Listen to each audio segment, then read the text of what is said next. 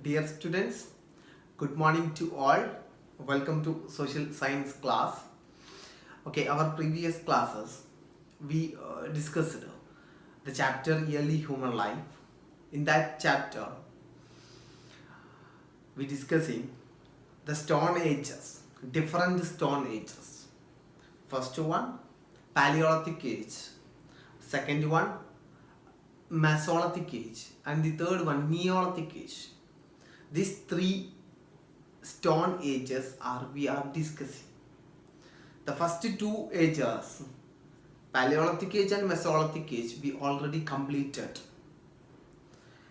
Okay, in this chapter, in the Paleolithic Age, what is Paleolithic Age? It is the people of the Paleolithic man. They used the rough stones as the tools and weapons. It is called Paleolithic Age. They hunted collectively. There is no gender difference in hunting. And they ate the animal flesh. That was some of the features of Paleolithic Age. And after some of the years after, a new age it was came. The name of the age it was the Mesolithic Age. In Mesolithic Age, the people used the tools as very small, like small stone tools. They used the small stone tools. That is the age is called Mesolithic Age. In that age, some of the features, they settled life. They hunted extensive hunting in that period. It is because of the using small stone tools. It is hunting is very far away. It is the very advantages of the Mesolithic Age. The people began to hunt the animals as far, very far. It is because of the advantages of stone tools. In Mesolithic Age, the people began to domesticating dogs. They found a new source of food, fruits, vegetables. Some of the new sources of foods they found, the fishes, whales, etc.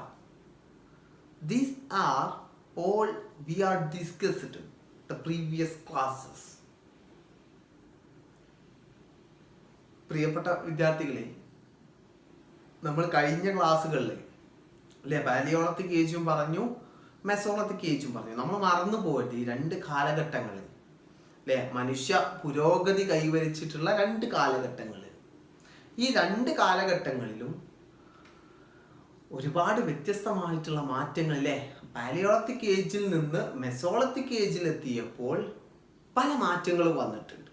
അത് നമ്മൾ കണ്ടു അല്ലേ. പാലിയോളത്തിക് ഏജിൽ അവർ വലിയ സ്റ്റോണുകളിൽ rough പരുക്കൻ കല്ലുകളായിരുന്നു ടൂളുകളായിട്ട് ഉപയോഗിച്ചിരുന്നത്. അത് മെസോളത്തിക് ഏജിലെത്തിയപ്പോൾ small stone ടൂളുകളായിട്ട് മാറി അല്ലേ. അതിൻ്റെ അറ്റം ഷാർപ്പ് പോയിന്റഡ് ആയിട്ടും മാറി. അതതിൻ്റെ ഒരു മാറ്റമാണ് അല്ലേ, സ്റ്റോൺ ടൂളുകളിൽ നിന്ന് മാറ്റം. അതുപോലെ പാലിയോളത്തിക് ഏജിൽ അവർ only they eat the fleshes of animal. അനിമൽസിൻ്റെ മാംസം മാത്രമായിരുന്നു അവർ ഭക്ഷിച്ചിരുന്നത്. ഹണ്ടിങ് മാത്രമായിരുന്നു അവരുടെ ഭക്ഷണം. അത് മെസോളത്തിക് ഏജ് എത്തിയപ്പോൾ അവിടെ ഒരു പുരോഗതി വന്നു. അവർ മൃഗങ്ങളെ മാത്രമാണോ ഭക്ഷിച്ചിരുന്നത്? അല്ല, അവർ ന്യൂ സോഴ്സ് ഓഫ് ഫുഡ് അവിടെ കണ്ടെത്താൻ തുടങ്ങി. വെജിറ്റബിൾസും ഫിഷസ്, അതുപോലെ വെയിൽസ്, ഇങ്ങനെ ന്യൂ സോഴ്സ് ഓഫ് ഫുഡ് അവർ കണ്ടെത്താൻ തുടങ്ങി. അതാണ് പുരോഗതി അല്ലെ. ഓരോ കാലഘട്ടങ്ങളും മനുഷ്യന്റെ പുരോഗതിയാണ് നമ്മൾ പഠിച്ചുകൊണ്ടിരിക്കുന്നത്. അപ്പൊ മെസോളത്തിക് ഏജിൽ അവരൊരു സ്ഥിരവാസം, സെറ്റിൽഡ് ലൈഫ് തുടങ്ങിയെന്ന് നമ്മൾ പറഞ്ഞിട്ടുണ്ട് അല്ലേ. ആദ്യം പാലിയോളത്തിക് ഏജിൽ അവരിങ്ങനെ നടന്ന് വേട്ടയാടുകയായിരുന്നു. പക്ഷെ അത് മെസോളത്തിക് ഏജിലായപ്പോൾ ഒരു സ്ഥലത്ത് തന്നെ അവർ താമസിച്ച് എന്തായാൻ തുടങ്ങി, വേട്ടയാടി പിടിക്കാൻ തുടങ്ങി. എക്സ്റ്റെൻസീവ് ഹണ്ടിങ് ഉണ്ടായിരുന്ന ഒരു പീരീഡാണ് ഇത് മെസോളത്തിക് ഏജ്. ഈ കാര്യങ്ങളൊക്കെ നമ്മൾ കഴിഞ്ഞ ക്ലാസ്സിൽ പറഞ്ഞതാ, എന്നാലും ഞാൻ നിങ്ങളെ ഒന്ന് ഓർമ്മപ്പെടുത്തി എന്നുള്ളൂ. ഓക്കെ, അപ്പൊ നമുക്ക് ഇനി നെക്സ്റ്റ് ടോപ്പിക്കിലോട്ട് കടക്കാം. അടുത്ത ഏജ് ആണ് അല്ലെ, മെസോളത്തിക് ഏജ് കഴിഞ്ഞ അതിലുടനെയുള്ള അടുത്തൊരു ഏജ്. ഏതാ ഏജിന്റെ പേരെന്താ? നിയോളത്തിക് ഏജ് എന്നാണ്. നവീന ശിലായുഗം. എന്താണ് നിയോളത്തിക് ഏജ്? നവീന ശിലായുഗം. ഈ ഒരു കാലഘട്ടത്തിലുള്ള മനുഷ്യ പുരോഗതികൾ എന്തൊക്കെയാണ്? ഇയർലി ഹ്യൂമൻ അല്ലെ, ആദിമ മനുഷ്യരുടെ അല്ലെങ്കിൽ പ്രാചീന മനുഷ്യരുടെ പുരോഗതികൾ എന്തൊക്കെയാണ്? അതാണ് നമ്മൾ നോക്കാൻ പോകുന്നത്. ഓക്കെ, നിയോളത്തിക് ഏജ് ആണ്, നവീന ശിലായുഗം. ഓക്കെ, എന്തൊക്കെയാണെന്ന് നോക്കാം. ഇതാണ് in the period subsequent to the mesolithic age. Mesolithic age കഴിഞ്ഞാൽ ഉടനെയുള്ള ഒരു കാലഘട്ടമാണ് ഇത് നിയോളത്തിക് ഏജ്. നിയോളത്തിക് ഏജ് എന്താണ്? നവീന ശിലായുഗമാണ് കേട്ടോ. The man began to use, മനുഷ്യന് ഉപയോഗിക്കാൻ തുടങ്ങി. എന്താണ്?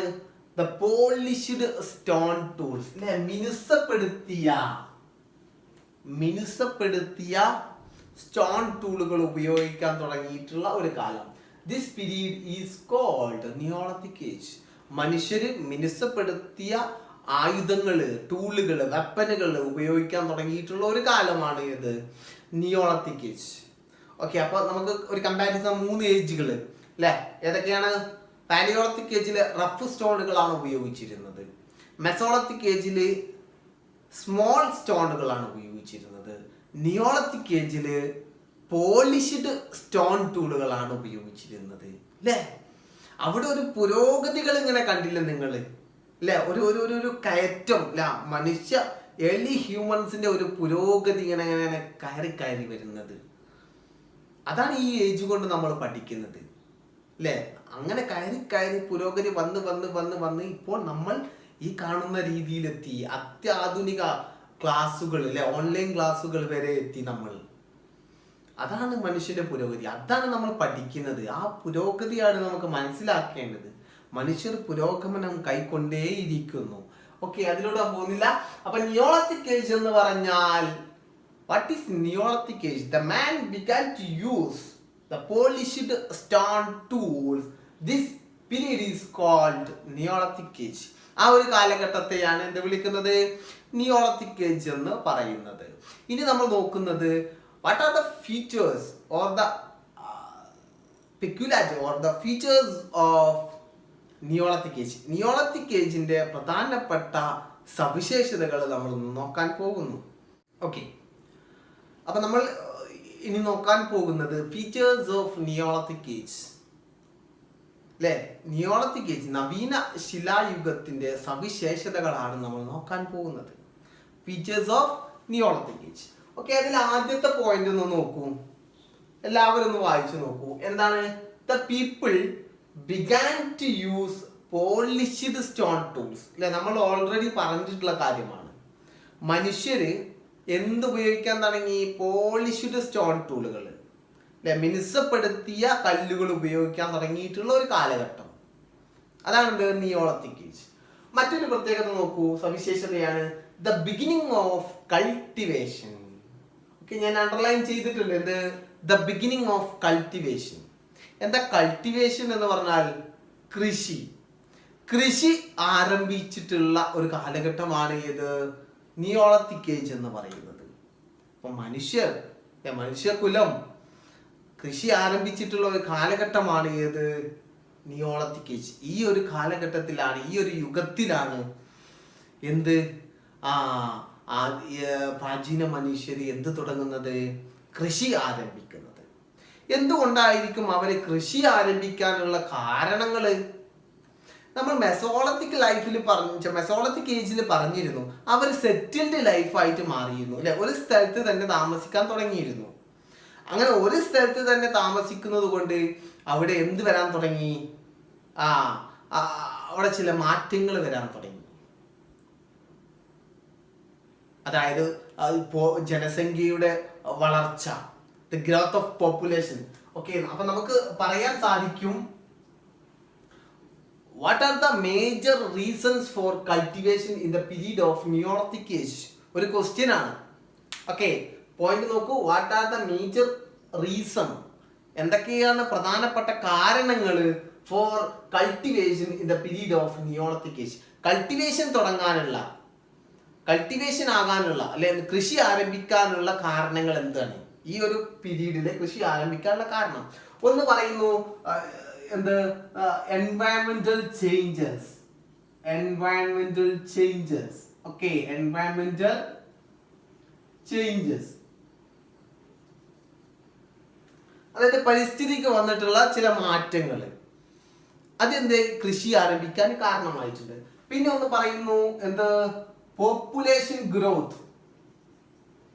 ഓക്കെ, പോപ്പുലേഷൻ ഗ്രോത്ത് അത് മറ്റൊരു കാരണമായിട്ട് നമുക്ക് നൽകാം അല്ലെ. ജനസംഖ്യയുടെ വളർച്ച, അങ്ങനെ ജനസംഖ്യ വളർച്ചപ്പോൾ വലുതായപ്പോൾ, അതായത് ജനസംഖ്യ കൂടിയപ്പോൾ അവിടെ എന്ത് വന്നു? സ്കേഴ്സിറ്റി ഓഫ് ഫുഡ്, ഭക്ഷ്യക്ഷാമം വന്നു. സ്കേഴ്സിറ്റി ഓഫ് ഫുഡ്, ഭക്ഷ്യക്ഷാമം വന്നു. അപ്പൊ ഈ 3 റീസണുകളാണ് എന്ത്, it was the reasons behind to start the cultivation in Neolithic age. ഈ 3 കാരണങ്ങൾ കൊണ്ടാണ് കൃഷി നവീന ശിലായുഗത്തിൽ പ്രാചീന മനുഷ്യർ ആരംഭിക്കാനുള്ള കാരണമായിട്ട് ചൂണ്ടിക്കാണിക്കുന്നത്. ഏതൊക്കെയാണ്? എൻവയൺമെന്റൽ ചേഞ്ചസ്, പരിസ്ഥിതിക്ക് അവർ സെറ്റിൽഡ് ലൈഫായിട്ട് ജീവിക്കുമ്പോൾ അല്ലെ. നമ്മൾ മെസോളിത്തിക് ഏജിൽ പറഞ്ഞ അവര് ഇങ്ങനെ നാടോടികളായിട്ട് പോവാതെ ഒരു സ്ഥലത്ത് തന്നെ അവർ സ്ഥിരവാസമായിട്ട് താമസിക്കാൻ തുടങ്ങി. അപ്പൊ അതിന്റെ ഭാഗമായിട്ട് അതിന്റെ ചുറ്റുപാടുമുള്ള എൻവയൺമെന്റിൽ പല മാറ്റങ്ങളും വരാൻ തുടങ്ങി. അതൊക്കെ അവർ നിരീക്ഷിക്കാൻ തുടങ്ങി, ആ ചേഞ്ചുകൾ. പിന്നെ പറയുന്നത് പോപ്പുലേഷൻ ഗ്രോത്ത്, ജനസംഖ്യ കൂടി വന്നപ്പോൾ അവിടെ എന്തു വന്നു? സ്കേഴ്സിറ്റി ഓഫ് ഫുഡ്, ഭക്ഷണത്തിന് ക്ഷാമം വന്നു.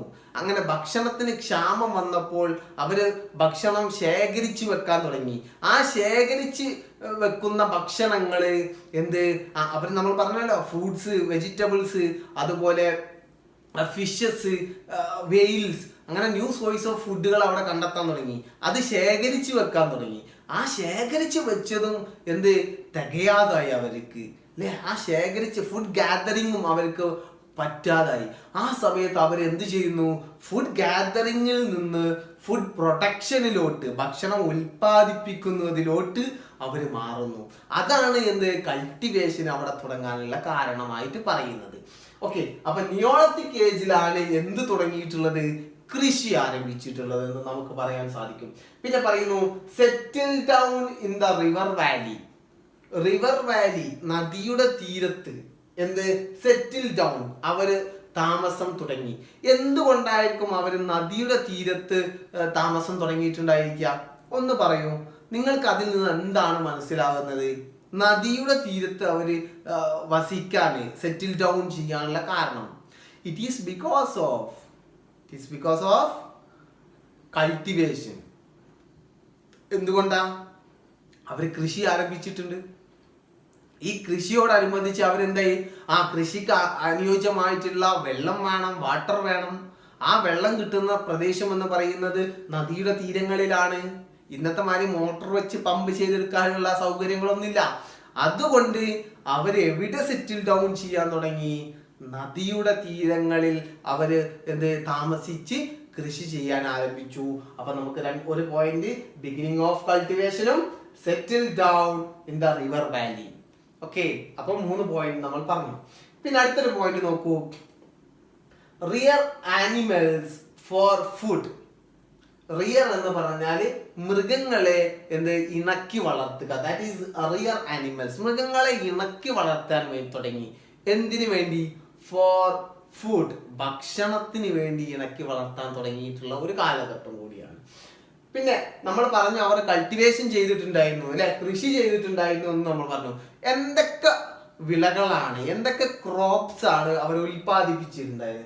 ദ മേജർ ക്രോപ്സ് പ്രധാനപ്പെട്ട വിളകൾ, അതാണ് മേജർ ക്രോപ്സ്. വിളകൾ എന്ന് പറഞ്ഞാല് പ്രധാനപ്പെട്ട സാധനങ്ങൾ അവരെന്തൊക്കെ കൃഷി ചെയ്തിരുന്നു? ഒന്ന് വീറ്റ്, ഗോതമ്പ് കൃഷി ചെയ്തിരുന്നു. ബാർലി കൃഷി ചെയ്തിരുന്നു. ജൂട്ട് എന്ന് പറഞ്ഞാൽ ചണം അവർ കൃഷി ചെയ്തിരുന്നു. Different kinds of tubers. എന്താ ട്യൂബേഴ്സ് പറഞ്ഞാൽ കിഴങ്ങ് വർഗ്ഗങ്ങൾ. അപ്പൊ ഡിഫറെന്റ് കൈൻഡ് ഓഫ് ട്യൂബർ, വ്യത്യസ്തമായിട്ടുള്ള കിഴങ്ങ് വർഗ്ഗങ്ങൾ അവര് കൃഷി ചെയ്തിരുന്നു. പാഡി എന്ന് പറഞ്ഞാൽ നെല്ല്. ആൻഡ് പ്ലാന്റെയിൻ എന്ന് പറഞ്ഞാൽ വാഴ. അപ്പൊ ഇതൊക്കെയായിരുന്നു അവരുടെ പ്രധാനപ്പെട്ട വിളകൾ അല്ലെ. അവര് പ്രധാനമായിട്ടും കൃഷി ചെയ്തിരുന്നത്. അതുപോലെ wheat, barley, jute, different kind of tubers, paddy, plantain. These are the major crops that were cultivated the Neolithic people. Neolithic people cultivate ചെയ്തിട്ടുള്ള പ്രധാനപ്പെട്ട ക്രോപ്സ് ആണ് wheat, barley, jute, different kind of tubers, paddy and plantain. Okay, മറന്നു പോവോ? ഇല്ല. Okay, അടുത്ത നോക്കൂ. The wheels were used to carry goods. അടുത്തൊരു important ആയിട്ടുള്ള ഒരു സവിശേഷതയാണ് വീൽസ്. അവർ വീൽസ് ഉപയോഗിച്ചിരുന്നു. എന്താ വീൽസ് എന്ന് പറഞ്ഞാൽ? ചക്രങ്ങൾ. അവർ ചക്രങ്ങൾ ഉപയോഗിച്ചിരുന്നു. എന്തിനാണ് ചക്രങ്ങൾ ഉപയോഗിച്ചിട്ടുള്ളത്? They were used to carry goods. സാധനങ്ങൾ കൊണ്ടുപോവാൻ. From one place to another place.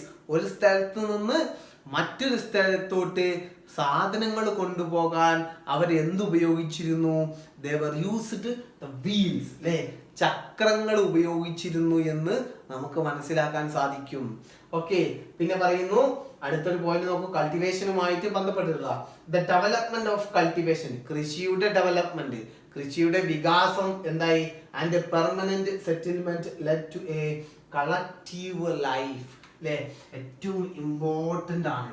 അതായത് കൾട്ടിവേഷന്റെ പുരോഗതിയും കൃഷിയുടെ പുരോഗതിയും അതുപോലെ പെർമനന്റ് സെറ്റിൽമെന്റ്, അവർ സ്ഥിരമായിട്ട് താമസിക്കാനും ഒക്കെ തുടങ്ങിയതോടുകൂടി അവർ എന്തിലോട്ട് നയിച്ചു? ഒരു കളക്റ്റീവ് ലൈഫ്, കൂട്ടമായിട്ട് ജീവിക്കാൻ, അല്ലെങ്കിൽ സോഷ്യൽ ലൈഫ്. അല്ലെ, ഇങ്ങനെ ചെയ്താൽ സോഷ്യൽ ലൈഫ്, സാമൂഹികമായിട്ട് ജീവിക്കാൻ തുടങ്ങിയിട്ടുള്ള ഒരു കാലഘട്ടമാണ് ഏത്? നിയോളത്തിക് ഏജ് എന്ന് നമുക്ക് പറയാൻ സാധിക്കും. കളക്റ്റീവ് ലൈഫ് എന്ന് പറഞ്ഞാൽ അവർ കൂട്ടമായിട്ട് ജീവിക്കുക. അത് എന്തിന്റെ ഭാഗമായിട്ടാണ് അവർ കൂട്ടമായിട്ട് ജീവിക്കാൻ തുടങ്ങിയിട്ടുള്ളത്? It is because of the development of cultivation, കൃഷിയുടെ വികാസം, ആൻഡ് ദ പെർമനന്റ് സെറ്റിൽമെന്റ്. അവർ സ്ഥിരമായിട്ട് താമസിക്കാനും തുടങ്ങിയതോടെ അത് എന്തിലോട്ട് മാറി? That led to the collective life. അല്ലെ, അവരൊരു കൂട്ടമായിട്ട് ഒരു സോഷ്യൽ ലൈഫ് മുന്നേറാൻ തുടങ്ങിയിട്ടുള്ള ഒരു കാലഘട്ടം കൂടിയാണ് ഫീച്ചേഴ്സ് നിയോളത്തിക് ഏജ് എന്ന് നമുക്ക് പറയാൻ സാധിക്കും. ഓക്കെ, അപ്പൊ ഇത്രയുമാണ് the features of Neolithic age. ഒന്നും കൂടി പറയാം, ഇമ്പോർട്ടൻ്റ് ആണ് കേട്ടോ സവിശേഷതകൾ. ഒന്നാമത്, the people began to use polished stone tools. ആളുകൾ പോളിഷ് ചെയ്ത മിനുസപ്പെടുത്തിയിട്ടുള്ള സ്റ്റോൺ ടൂളുകൾ കേട്ടോ, കല്ല് ആയുധങ്ങൾ ഉപയോഗിക്കാൻ തുടങ്ങി. ദ ബിഗിനിങ് ഓഫ് കൾട്ടിവേഷൻ, കൃഷി ആരംഭിക്കാൻ തുടങ്ങി. The reason behind the cultivation, അല്ലെ, കൃഷി ആരംഭിക്കാനുള്ള കാരണം എന്താണ്? ഇറ്റ് ഈസ് ദ എൻവയോൺമെന്റൽ changes, population growth, scarcity of food. അല്ലെ, ഈ 3 കാരണങ്ങൾ കൊണ്ടാണ് അവർ കൃഷി ആരംഭിക്കുന്നത്. പിന്നെ പറയുന്നു സെറ്റിൽ down in the river Valley. അല്ലെ, കൃഷി ആരംഭിച്ചത് കൊണ്ട് അവർ എവിടെ താമസിക്കാൻ തുടങ്ങി? സെറ്റിൽ ഡൗൺ, സ്ഥിരമായിട്ട് താമസിക്കാൻ തുടങ്ങി. ഇൻ ദ റിവർ വാലി, നദിയുടെ തീരങ്ങളിൽ അവർ സ്ഥിരമായിട്ട് താമസിക്കാൻ തുടങ്ങി. The rear animals for food, ഭക്ഷണത്തിന് വേണ്ടി അവരെന്ത് ചെയ്തു? മൃഗങ്ങളെ ഇണക്കി വളർത്താൻ തുടങ്ങി. മേജർ ക്രോപ്സ്, അവരുടെ പ്രധാനപ്പെട്ട വിളകൾ എന്ന് പറയുന്നത് wheat, barley, jute, different kind of tubers, paddy and plantain. ഇതൊക്കെയായിരുന്നു അവരുടെ ഡിഫറെന്റ് ആയിട്ടുള്ള മേജർ ക്രോപ്സ്, അല്ലെ, ഡിഫറെന്റ് ആയിട്ടുള്ള വിളകളായിരുന്നു. പിന്നെ wheels were used for carry goods. അല്ലെ, വീൽസ് ഉപയോഗിച്ച്, ചക്രങ്ങൾ അവർ ഉപയോഗിച്ചിട്ടുണ്ട്. ടു ക്യാരി ഗുഡ്സ്, സാധനങ്ങൾ കൊണ്ടുപോകാൻ. From one place to another place, ഒരു സ്ഥലത്ത് നിന്ന് മറ്റൊരു സ്ഥലത്തോട്ട്. അതുപോലെ ദ ഡെവലപ്മെന്റ് ഓഫ് കൾട്ടിവേഷൻ, കൃഷിയുടെ വികാസവും, ആൻഡ് പെർമനന്റ് സെറ്റിൽമെന്റ്, അല്ലെ, എന്ത് സ്ഥിരമായിട്ട് താമസിക്കാൻ തുടങ്ങിയതൊക്കെ എന്തിലോട്ട് വഴിവെച്ചു എന്ന് പറയുന്നു ഇവർ.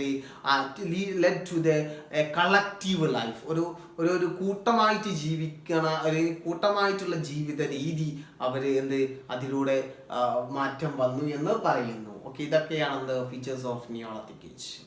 ഓക്കെ ഡിയർ സ്റ്റുഡൻസ്, അപ്പോൾ കഴിഞ്ഞ ഇതിൽ നമ്മൾ പറഞ്ഞത് ഫീച്ചേഴ്സ് ഓഫ് നിയോളത്തിക് ഏജ് ആണ് അല്ലേ. നിയോളത്തിക് ഏജിലെ സവിശേഷതകളാണ് നമ്മൾ പറഞ്ഞത്. നമ്മൾ ഇനി നോക്കുന്നത് ടെക്നോളജിക്കൽ പ്രോഗ്രസ് ആണ് അല്ലെ. നമ്മൾ പാലിയോളത്തിക് ഏജിൽ കുറച്ച് ടെക്നോളജിക്കൽ പ്രോഗ്രസ് നമ്മൾ പഠിച്ചിരുന്നു, സാങ്കേതികപരമായിട്ട് അവർ മുന്നേറിയിട്ടുള്ളത്.